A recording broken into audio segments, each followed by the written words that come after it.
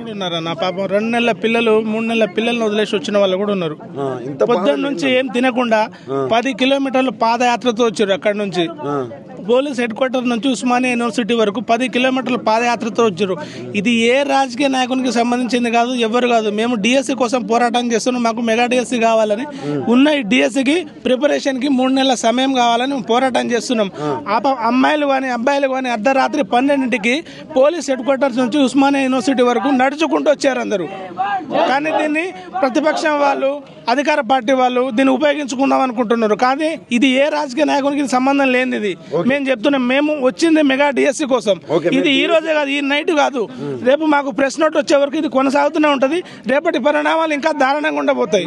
మీరు పక్క ఏమో ఇవి చేస్తున్నారు, ఏది ధర్నాలు ఇవన్నీ చేస్తున్నారు, ముట్టడించుడు కానీ ఇవన్నీ చేస్తున్నారు. మరి పక్క ఆల్రెడీ హాల్ టికెట్స్ వచ్చేస్తున్నాయి కదా. అదే వాళ్ళు రాజకీయ నాయకులు మా జీవితాలతో ఆడుకుంటున్నారు.